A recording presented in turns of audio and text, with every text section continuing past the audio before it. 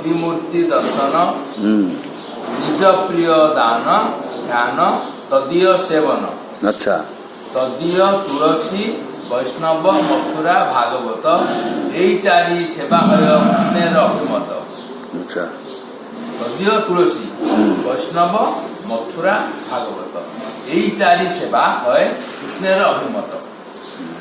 कृष्णार्थे अखिल चेष्टा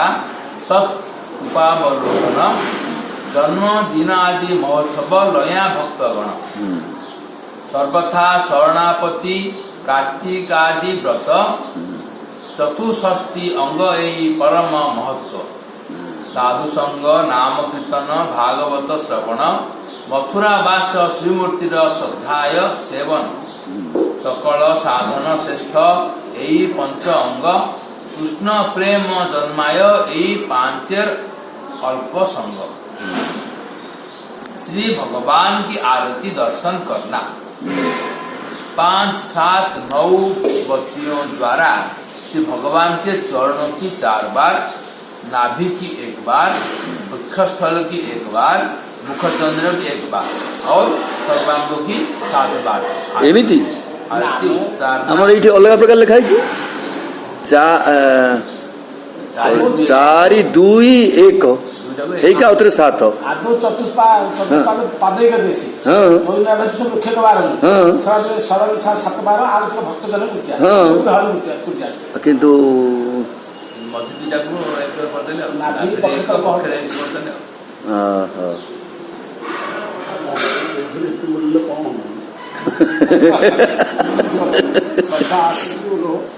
शंख में जल भरकर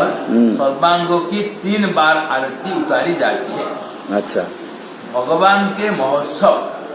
माने झूला होली रथ यात्रा आदि के दर्शन करना, श्री मूर्ति के दर्शन करना, श्री कृष्ण सेवा की उपयोगी वस्तुओं में अपने को अत्यंत प्रिय लगने वाली वस्तु को भगवान के अर्पण करना, श्री भगवान के रूप गुण लीलाओं का ध्यान अर्थात चिंतन करना, तदीय सेवन करना, तदीय अर्थात तुलसी वैष्णव मथुरा तथा श्री भागवत जो प्रभु की अपनी ही वस्तुएं हैं या उनका ही स्वरूप है, उन चारों का सेवन करना, क्योंकि वे चारों श्री भगवान को अति प्रिय है। अति प्रिय जो चेष्टाएं श्री कृष्ण को प्रिय है उन्हीं समस्त चेष्टाओं को ही करना, सदैव भगवान की कृपा की बाट तकते रहना, भक्तों के साथ जन्माष्टमी महोत्सव मनाना, मन वाणी एवं शरीर से श्री कृष्ण के शरणागत होना, कार्तिक मास में नियम सेवा आदि व्रत धारण करना, ये सब साधन भक्ति के कुल 64 अंग है जो विविध अंगों में मुख्य या प्रधान है। श्रीमन महाप्रभु ने साधन भक्ति के प्रधान 64 अंगों का वर्णन करने के बाद कहा, सनातन साधु संग, श्री नाम संकीर्तन, श्री भागवत श्रवण, मथुरा माने ब्रजमंडल वास तथा श्रद्धापूर्वक श्री मूर्ति पूजा, ये 5 अंग सर्व साधन में श्रेष्ठ है। साधु संग, नाम संकीर्तन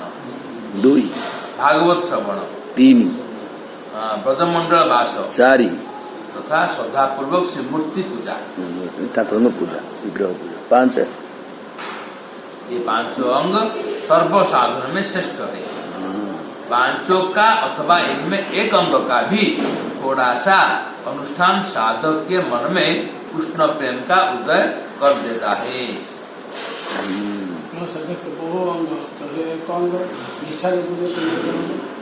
निष्ठा आसी रहे प्रेम तरंग आजी केहू साधे बहु अंग एक अंग तथा ही भक्ति रसामृत सिंधु श्रद्धा विशेषतः प्रीति श्रीमूर्ति सेवने श्रीमद् भागवतार्थान श्रीमद्भागवतार्थानम आसादो रसिकैष सजातीया स्वये स्निग्धे साधो संघ श्रुतोपरे नाम संकीर्तनम श्रीमन् मथुरा मंडले स्थिति दुरुहाद भूत विद्यस्मिन् श्रद्धा दुरेस्तु पंचके तत्र स्वल्पोपि संबंधः तस्यां भावधर्मने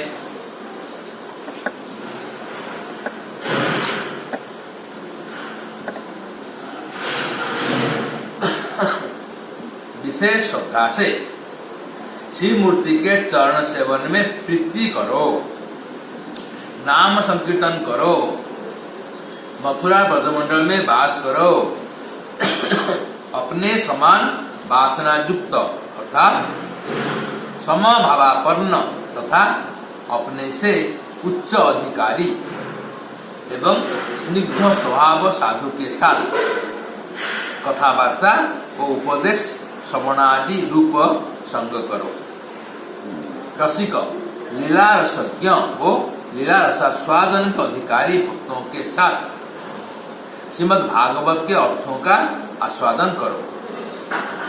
साधु संग, नाम संकीर्तन, भागवत श्रवण, मथुरावास एवं श्रद्धा सहित श्रीमूर्ति सेवन, इन पांचों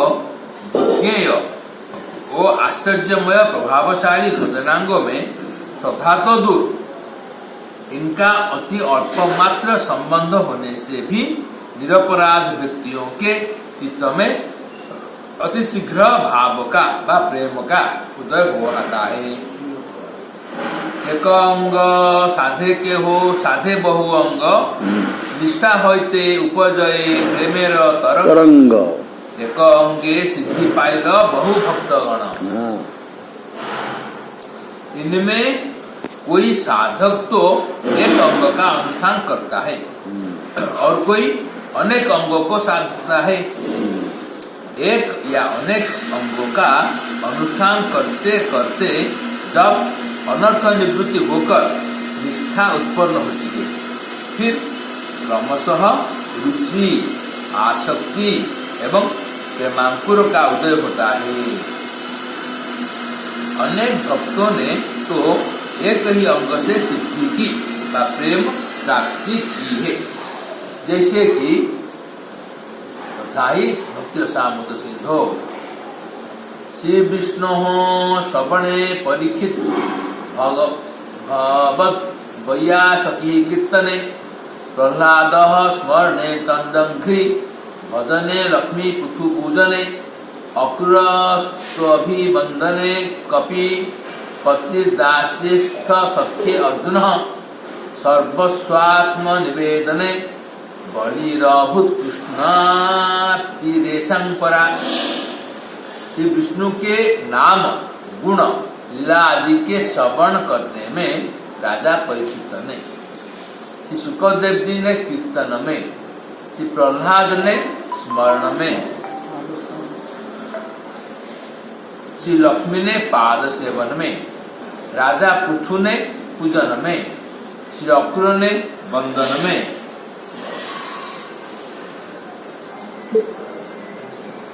श्री अक्रूर ने वंदन में, श्री हनुमान जी ने दास्य में, श्री अर्जुन ने सख्य में एवं बलि राजा ने सर्वतो भावेन आत्मनिवेदन में। इस प्रकार इन्होंने एक एक अंग के अनुष्ठान से ही भगवत प्रेम को प्राप्त कर श्री भगवान को प्राप्त किया है। अम्बरीश आदि भक्तेर बहुअंग साधन, किंतु श्री अम्बरीश आदि कई भक्तों ने भक्ति के अनेक अंगों का अनुष्ठान करके भी सिद्धि प्राप्त की है। तथा भागवती 9/4/18-19-20 सबई मनः कृष्ण पदारविन्दयोः वचांसि वदन्ति वैकुंठ गुणानुवर्णने करो हरेर्मन्दिर मार्जनादिषु श्रुतिं चकाराच्युत सत्कथोदय मुकुंद लिंगालय दर्शने दुसौ तद्भुत्य गात्र स्पर्शे असंगमम घ्राणश्च तत्पाद सरोज सौरभे श्रीमत् तुलस्या रसनां तदर्पिते पादो हरे क्षेत्र पदानुसर्पणे शिरो हृषिकेश पदाभिवंदने कामं च दास्येन तु काम कामया तथोत्तम श्लोक जनाश्रया रति। ये माने बाबा इथिरे पंच ज्ञानेन्द्रिय पंच कर्मेन्द्रिय समस्त को खोटा लगाई भगवान सेवारे सब पाद हाथ सब। महाराज अम्बरीश ने श्री कृष्ण पाद पद्म में को कृष्ण गुणानुवर्णन करने में बाघ इंद्रियों हरि मंदिर मार्जन आदि में दोनों हाथों को अच्युत भगवान की पवित्र कथा सुनने में कानों को भगवत भक्तों के गात्र स्पर्श में अंग अंग को कृष्ण पाद पद्म सौरभ युक्त तुलसी की गंध में नासिका को कृष्ण निवेदित अर्णादि के ग्रहण करने में रसना को भगवत तीर्थों में गमन करने में दोनों चरणों को ऋषिकेश के चरण बंधन में मस्तक को नियुक्त कर दिया था एवं विषय भोगों के अंग या लक्ष्य से उन्होंने कभी भी माला चंदन आदि ग्रहण नहीं किया था। तब मायाम जय मई तब मायाम जय तयोपभुक्त समर्पित जहाँ सब अपने आदर सत्कार सहित सेवा करो नतु निज इंद्रिय पोषण देहासक्त रोगी बड़ास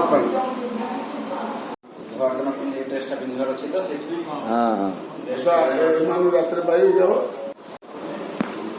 से जावत दूरे तावत जुबा कड़े न्याय साधु सकल पद्धति जेने लभियो विष्णु विष्णु भक्ति प्रीति उत्पन्न हृदय उत्पन्न ही नांती बंधन ही नांती प्रचेष्टा चली थी वही कथा शुणुवे निरंतर हरि कथा तेरे सिद्धांत गुड़िक भगवान प्रत्येक आख्यान ही केवल से भगवत चरण से लक्ष्य कर एक सब तेणु आमर कर्तव्य दृष्टि रखिदार अच्छे कर्तव्य बोली मानिबार अच्छी मत हरिकथा शुणवार अच्छे मत सबदिन भात खाइबार अच्छे सबदिन रुटी खाइबार अच्छे बहुत दिन असुविधा है रुटी भात केवना होनी नूतन आनंद उल्लास हिसाब नहीं प्राय केवल जो श्रद्धा अश्रद्धा विचार था केवल हरि कथा है श्रद्धार ना श्रद्धा तेज हम हरि कथा बाकी जिते कथा श्रद्धा भरपूर विचार नहीं कमिगला कि बढ़ीगला केवल सत्संग बढ़ीगला छिड़ला ये विचार एक तो समय बड़ कष्ट बाहर करा जाए द्वितीय मुझे कथा अलरेडी मास है कथा अश्रद्धा है श्रद्धा ना किंतु आ प्रकृतिर परिवेश में कोई अश्रद्धा किसी प्रकृति भोग अश्रद्धा के ये जो विडंबना जीवन में घटुची साधक साधन घटुची बाबा एड़ा न हवा कथा जब एड़ा होची ताले एक प्रकार अपराध जार कराहोची तार पतन आड़ दियो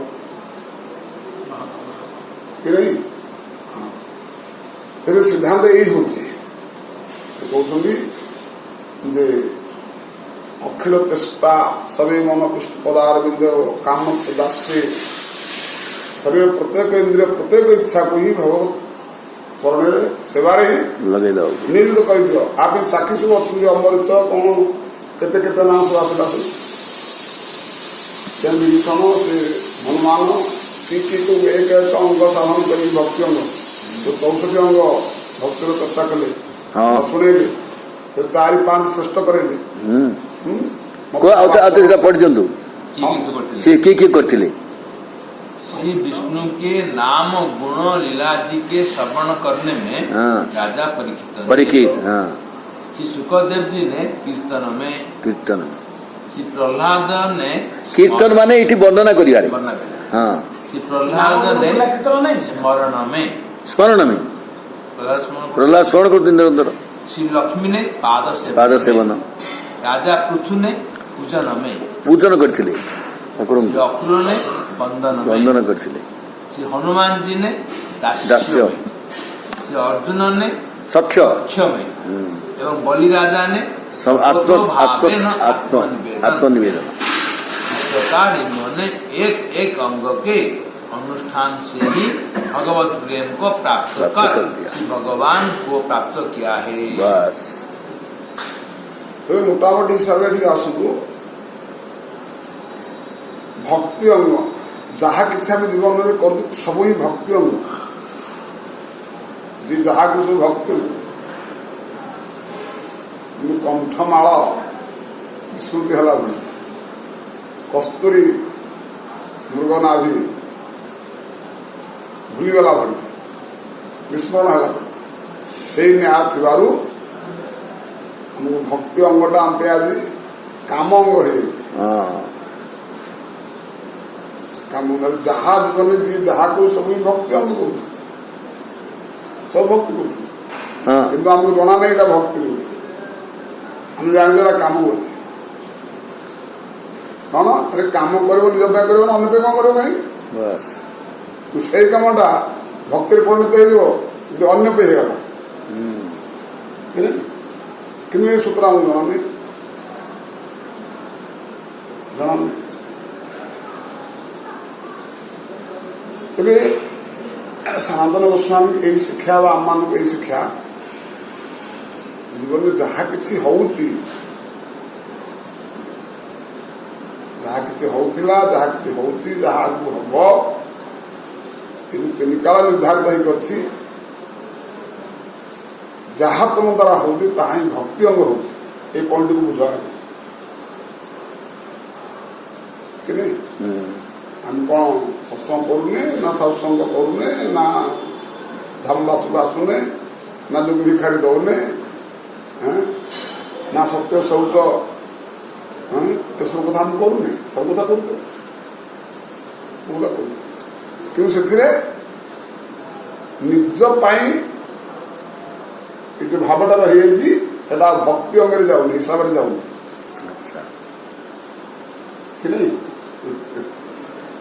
कि सेटा ही भगवत राज्य भगवान को होउची ये भावना स्थित रखदेला माने सारा सब भक्ति अंग होगा भक्ति अंग होगा श्रीकृष्ण प्रीति हाँ प्लस भक्ति अंग श्रीकृष्ण परिवार आप जो परिवेश अच्छे सब श्रीकृष्ण परिवार जो परिवेश आप से भावी श्रीकृष्ण परिवार आज प्रहलाद कथा पढ़ला से को परिवार थिला भीष्म कौन विभीषण कथा पढ़ु से को परिवार थे कौन भावधारा कहले को परिवार से असुर परिवार थे ना निजे तो निज राज्य तो भक्ति भक्त भगवान को परिवार नहीं थे भाव राज्य से भगवान परिवार थे तेणुक ना आसुरी प्रहलाद आम कह हिरण्य परिवार थे ना हिरण्य परिवार थे तो असुविधा विरोध नहीं गला नहीं से भगवान परिवार थे अच्छा हिरण्य को शत्रु भी भावुले नहीं जो भक्त पाखु जाती परमार्थ पाखे जहाँ पाखे आसी पहुंची जो परिवेश अच्छे से परिवेश ता परिवेश बोली भावुला भगवान परिवेश भावुला कौन अन्यर परिवेश भावुला भगवदृष्टि ता भक्ति अंग कई हाथ मार पारे जिते विरोधी किए करना कहीं भक्ति सदा सर्वदा ही सत्य सनातन पर बदली ही चलू वाक्य अनुमान ही सब निज निज कार्य से फेल है कई अनिष्ट कर कहतु को भक्त कोटी फेल होती विभीषण फेल है ना ना प्रहलाद फेल होती ना ध्रुव फेल होती कि कोटी फेल होती कहतु अन्य मान जो मैंने विरोधी समस्त फेल होती ना नहीं तेरे से को परिवार थे भावना को परिवार था भगवत परिवार सबे मन कृष्ण पदार्थ अर्थ कौन यही भाव कौन यही जो परिवेश था ये भाव केमती उत्पन्न हम केमी ना साधु संकर पचार शेष रसोई हम केमती साधु संकर ये जो भक्ति अंग गुड़ा से कहले भक्ति अंग भगवान कर सेवा बोली भाव से अनुसार कर देखो निजर छोटिया परिवार आरंभ कर विश्व पर्यटन चिन्ह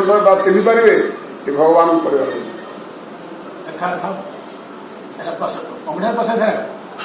निजे मु भगवान कर मानिया संगे संगे ये समस्त ही भगवान कर बोली जना पड़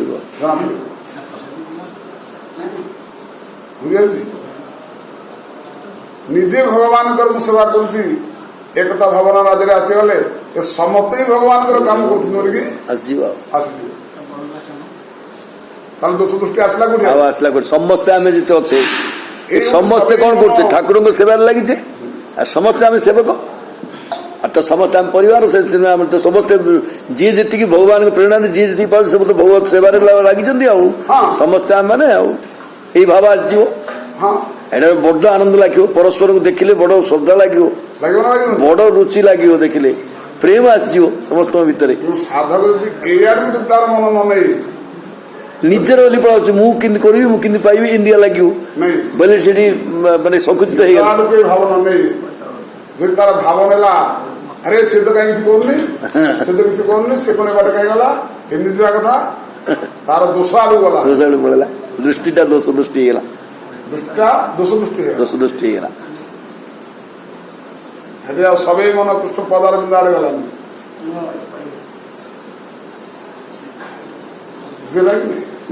पदार बिंद आड़े सबे मन कृष्ण पदार बिंदर भाव भावना साधक किमिति बोध हम से जदि पुंखानुपुंख भल भाव न बुझी केमती आगु से मार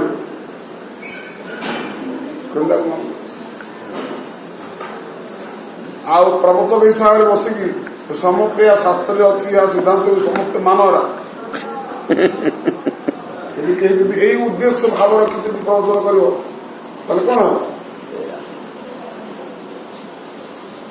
कौन हम आम जो कहवा अरे इतना वक्ता भाव या अच्छी कौन शास्त्र भाव से अच्छी शास्त्र तो निश्चित भाव में कल्याण अच्छे समस्त कल्याण हो समस्त कल्याण हो प्रभाव कहीं पड़ू प्रभाव के पड़ो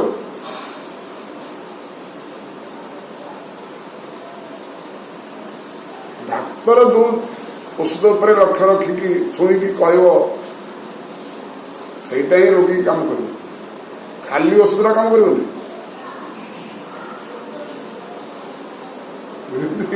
जड़ समस्त आज्ञा करें रोग ये औषध निर्धारित डाक्तर बतले से औषध काम कर रोगी मन इच्छा औषध खाई गले हम सेमती आम मन इच्छा छात्र शुणी पंडित करवा ये डॉक्टर हूँ गुरु बुझे तेरे ये हूँ सबे मन कृष्ण पदार बिंदर भाव सब सब मन को सबुद केमती भगवत लगे ये तार निजक एभली माननीय सारा समग्र भगवान समस्त लगे भावराज पड़े भक्ति अंग भक्ति क्या कहते से अंग कर्म सुखी जातीय आमको किभଳି भावना ताकू साधन करने पड़ो कौ माने रास्ता सब जाइछन्ति तो से कहले जो अम्बरीशंकर कथा तो उठी देছে ना जो 4टी मंत्र अच्छी प्रत्येक अंग प्रत्येक भावना को से लगे ठाकुर के सेवार लगे सेवा माने समस्त सेवा कर समस्त ठाकुर को सेवार लगे माने सी निजे सब अंग को सेवार लगे दी ठाकुर भावना हला मुख्य भावना मु कर्म करुच्ची भगवान समस्त भगवान कर्म कर मु भगवान परिवेश अच्छी मैंने समस्त भगवान परिवेश अच्छी जहा उदर स्पंदन हम ताही अन्य उपरे दृष्टि अनुपात हम ये तार सूक्ष्म भाव तो भक्ति अंग जो कहते प्रत्येक अंग जो दास्य काम तो दास्य न तो काम काम दासर कौन तो निजस्व नहीं एवं दासर निजस्व नथिला बेले ही एभली तार क्रिया हम देखी भगवान परिवार भीतर से जन परिवार सदस्य एवं भगवान ही जो देखिए जहाँ ये सचल भक्त जन निजर परिवार तो एक करदे एवं सारी बड़ बड़ कार्य द्वारा ही करेंगे कौन दास्य भाव कौन है तो मालिक हवा से लगे निज को दास्य भाविले भगवान दृष्टि मालिक से बुझे ना जिते निज को निजे जिते दैन्यता जे करुच्ची सेते सम्मानता पथेर आज कौन कि आम तो सब गुड़ा कम रोलटा कम से कहते आम मालिक हो माने संसार दृष्टि भाव दृष्टि गोटे हीन लोक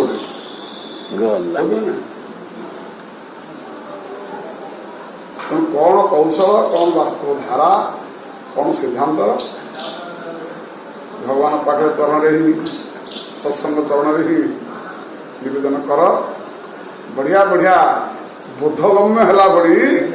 रसवाल रसवाल बाबा कहते रसवाल कथा शुणी अस्तु।